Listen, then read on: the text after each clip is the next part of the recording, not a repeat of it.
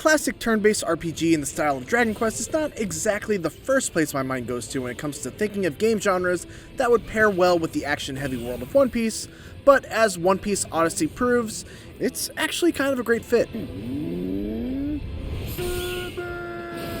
The Straw Hats make for one hell of a party of RPG characters. Eiichiro Oda's one-of-a-kind art style lends itself well to filling the world with fantastical and amusing creatures, and the over-the-top nature of battles from the actual manga and anime gives plenty of material for some of the coolest and funniest special attacks I've ever seen in a turn-based RPG.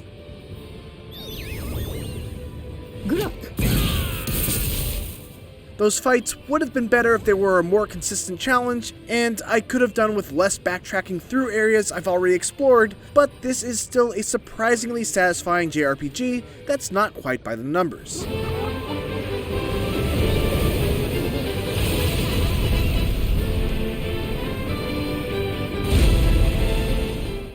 The story begins with Luffy and crew suddenly finding themselves marooned on the mysterious island of Waford. It isn't long before they meet two original characters, Lim and Audio, who have an understandably deep distrust of pirates. So much so that, upon first meeting, they steal the power of the Straw Hats, providing a convenient way to explain why Luffy and company don't win every battle just by looking at their enemies. Though, that does come later. What follows is a grand story that plays out on two fronts.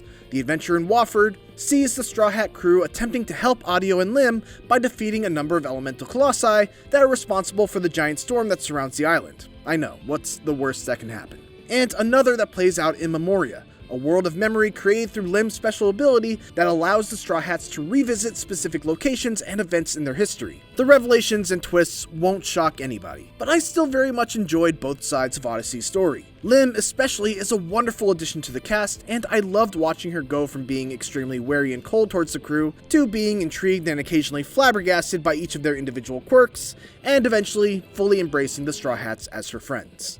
It should be noted that Odyssey is aimed directly at longtime One Piece fans, with its story picking up well after the Dressrosa arc, about 750 or so episodes in, and it is not shy about diving deep into some of the biggest surprises of the show.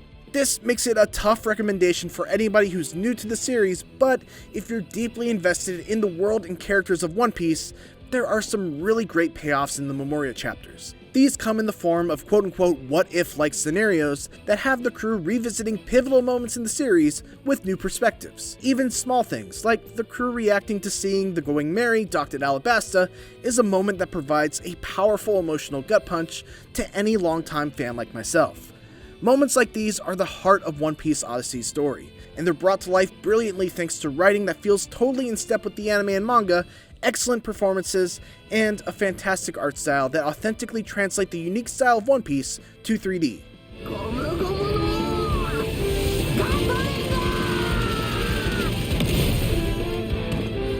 One Piece Odyssey's combat is refreshingly simple, though that simplicity does wind up being a double-edged sword. The traditional turn-based combat is powered by a rock-paper-scissors logic that assigns every party member, enemy, and boss a damage type of either power, speed, or technique. Power beats speed, technique beats power, and speed beats technique. What makes this system work is that there's no traditional turn order, and you can just freely pick whatever character you want to take the first move in combat. Even if they're not in your active party of 4 characters, you can freely swap them in without taking up a turn. You're also able to see which of your enemies is up next to take their turn, and try and plan around that as well. Once all 4 characters in your active party have taken an action, the round of combat ends, and everyone is able to act once again. The one complication to all of this is that there are multiple zones in the combat field, and in order for one character to move from one to another, they must first defeat all of the enemies in their own zone. So on paper, there is some strategy involved in deciding the order of which your characters should attack first. The problem is that One Piece Odyssey is so easy for 95% of the battles that strategy is rarely required. I never grinded, in fact I ran past a lot of enemies that would have given me even more EXP, and still felt wildly overpowered for most of the 40 or so hours it took me to reach the end. A lot of this stems from the dramatic scene system, which randomly gives you an additional objective during certain enemy encounters. They're almost always trivially easy, like defeat enemy C before a crew member gets knocked out. but the bonus they reward is just astronomical, either doubling or sometimes tripling the amount of EXP earned for a single fight. I've fought packs of rats that gave more EXP than big chapter-ending boss battles. That just seems poorly balanced. Towards the very end, there is a significant bump in difficulty, but even then, I never felt like it made for more challenging or particularly fun battles. It was more that it forced me to pay attention to my character's equipment loadouts, which at least is fun in its own right. Rather than find new weapons or pieces of armor, you find accessories of varying sizes and shapes that you must fit into an ever-expanding grid. Eventually, you gain the ability to fuse these artifacts and add up to 4 effects on them, allowing you to really turn your party into absolute beasts. Despite the lack of tension during fights, I still enjoyed Odyssey's combat overall, mainly because the special skills are so much fun to watch.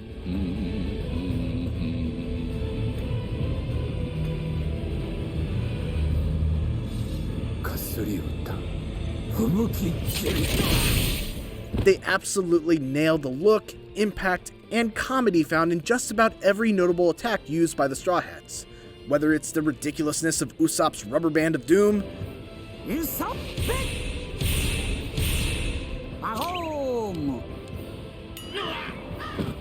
the absolute badassery of virtually any of Zoro's moves,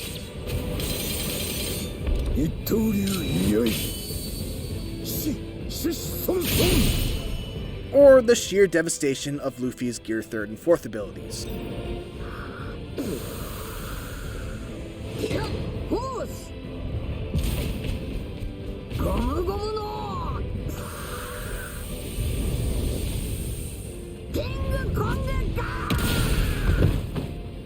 The attention to detail when it comes to how the developers took these iconic moves from the source material and put them into Odyssey is truly something to behold. In your journey through Memoria, you'll visit 4 main locations from One Piece's storied history, and credit goes to developer ILCA for doing an amazing job of making each of them feel like real, lived-in locations. The Kingdom of Alabasta is enormous, with 2 bustling towns to explore and deserts connecting them. Water 7 has the vibe of a chill Venetian city with rivers running alongside its main streets, and while you only get to explore it after all the birdcage-related madness goes down, there's a chilling sense of grief and overwhelming loss as you walk the streets of the recently ravaged Kingdom of Dressrosa. Of the 4, the only one that wore out its welcome was the very first Memoria location of Alabasta. The main quest pads out its length by bouncing you back and forth between locations you've already visited, sending you on a bunch of errands and fetch quests, and forcing you through drab caves. It's a very slow burn to get to the actual meat of the story you're reliving, and it's made especially repetitive due to the fact that you don't get any new techniques or abilities when you level up. Instead, you just unlock a ton of abilities at once at the conclusion of the chapter, making the feeling of progress uneven. It was especially a bummer for me because Alabasta is one of my personal favorite One Piece arcs. Fortunately, the others strike a better balance of keeping their main quest pointed and focused on the story while relegating the more menial tasks to optional side quests, of which there are many, though few of which are actually compelling to start or rewarding to complete. The Hysteria side missions are the notable exception, as they at least reward you with neat team-up special moves that gather up 3 party members for a single super powerful attack. Outside of Memoria, you'll explore a handful of more puzzle-focused dungeons, which typically require you to use each individual character's unique field techniques. Luffy can use grapple points to cross gaps as well as grab items from a distance, Usopp can use his slingshot to knock down items or activate certain switches from afar, Zoro can cut through sealed doors, and Chopper can fit through small passages and access hidden areas. None of these abilities really enhance the puzzles or exploration in any significant way, but they do a nice job of varying up the visual design of the dungeons, adding some hidden collectibles off the beaten path, and giving you something to do other than just walk on a path fighting enemies for hours.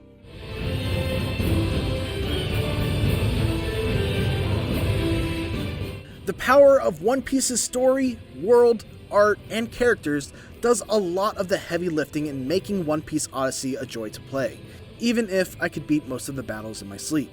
It really could have used some sort of way to adjust the difficulty and add just a little more tension to its fights to make them a little more satisfying to get through, and a lot of the quest design in the middle relies too much on backtracking through already visited areas.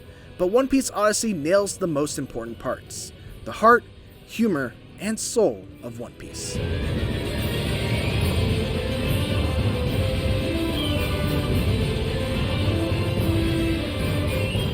Thanks for watching, and for more One Piece Odyssey, make sure to check out the first minutes of the game. And for everything else, keep it here on IGN.